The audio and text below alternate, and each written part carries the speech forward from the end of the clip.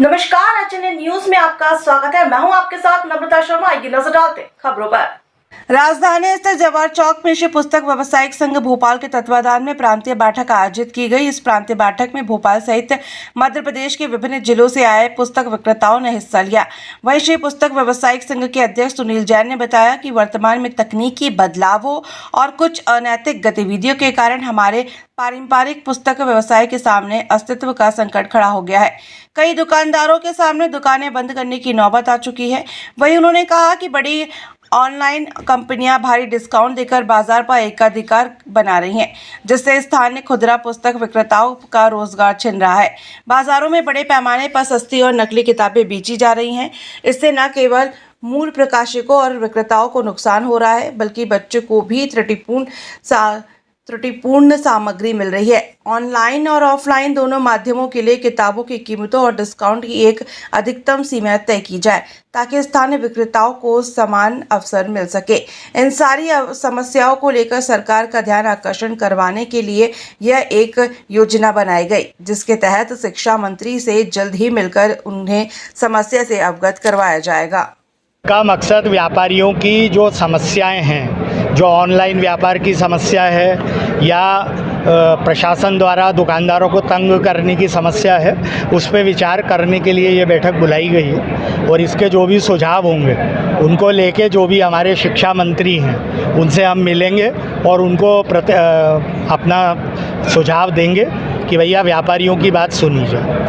किन समस्याओं से जूझ रहे हैं आप? देखिए, एक तो ऑनलाइन का बहुत बड़ा व्यापार की बहुत बड़ी समस्या है। तो ऑनलाइन की वजह से क्या है कि पब्लिशर हम लोगों को 40% डिस्काउंट देते हैं और ऑनलाइन में 50% देते हैं, क्योंकि वहाँ क्वांटिटी का खेल है। तो उस वजह से क्या है, हमारे जो छोटे व्यापारी हैं वो उन बड़ी चैनलों से कंपटीशन नहीं कर पाते। तो उसके लिए हम बात करेंगे। ये तो हालांकि चैम्बर ऑफ कॉमर्स पे भी मुद्दा उठा हुआ है ना।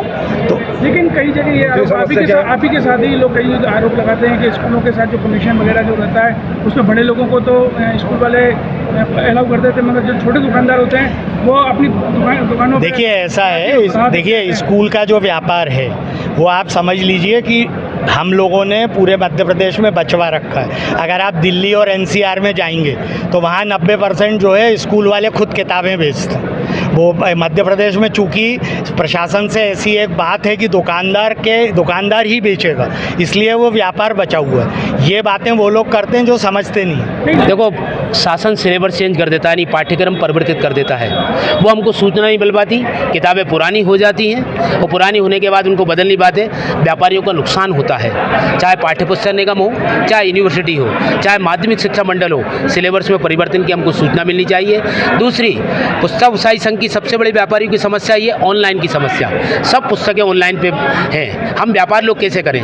दिन पे दिन हम लोगों का व्यापार घट रहा है, जिससे आर्थिक परेशानी आती जा रही है। ये आर्थिक परेशानी से शासन से निवेदन है कि ऑनलाइन की बिक्री बंद होनी चाहिए। ठेका प्रथा भी तो चल रही है। ठेका प्रथा भी तो चल रही है। ठेका प्रथा, बड़े लोग ठेका प्रथा कर रहे हैं, उसका जब छोटे लोग विरोध करेंगे, क्योंकि छोटे लोग ही माध्यम बनते हैं। किसी चीज़ को, वस्तु को किसी के पास पहुंचाना है तो छोटे व्यक्ति ही पहुंचाते हैं। जब छोटे व्यक्ति और छोटे व्यापारी जब तक मुखर नहीं होंगे तब तक कोई काम नहीं होगा। और निश्चित मान के चलो, छोटे व्यक्ति जब मुखर हो जाएंगे तो शासन को, प्रशासन को, सबको हमारी बात माननी पड़ेगी और ऑनलाइन व्यवसाय बंद होना पड़ेगा, तब जाके हमारा ये व्यवसाय ऊंचा उठेगा।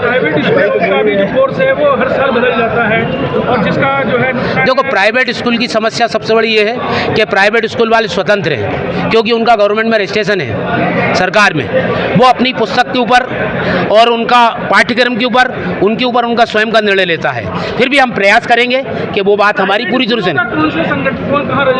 क्यों गवर्नमेंट में होता है स्कूल में? जब तक रजिस्ट्रेशन शिक्षा डीपीआई में नहीं, किताबों का भी रजिस्ट्रेशन होता है। किताब भी जाकर डीपीआई को सूचना देते हैं वो, तब किताबें सस्ते दामों पर लाकर यहाँ पर उनके रेट बदलकर महंगे दाम। नहीं, ऐसा कुछ नहीं है। एक दो आरोप लग चुके हैं। ये तो भ्रांति है कि एक आध दो व्यापारी ने किया होगा, तो ये भ्रांति स्वार्थवश कर देते हैं, पर संपूर्ण व्यापार नहीं करते। थे, इसलिए संपूर्ण व्यापारी उसमें कोई दोषी नहीं है। आपकी समस्या का निराकरण नहीं हो तो क्या करेंगे आप? क्या करेंगे साहब, जैसे चल रहा है वो मुखर आंदोलन करेंगे। अभी तो हम शुरुआत इकट्ठे हुए, आगे चल के देखिए आप, व्यापार का देखा कैसे स्वरूप नहीं बदलता, हम निश्चित बदलेंगे। एक है आज, कल 2 होंगे, 2 से 20 होंगे, फिर 200 होंगे, फिर 2000 होंगे, समस्या हमारे का समाधान होगा। हम ये कोर्ट का रुख अपनाएंगे? नहीं, कोर्ट का रुख नहीं अपनाएंगे, क्योंकि कोर्ट के रुख अपनाने से व्यापार का नुकसान होता है और प्रशासन व्यापारियों की बात सुनता है, क्योंकि प्रशासन भी व्यापारियों से जुड़ा रहता है। जब तक जुड़ेगा नहीं तब तक कार्य पूरा नहीं होगा। सभी को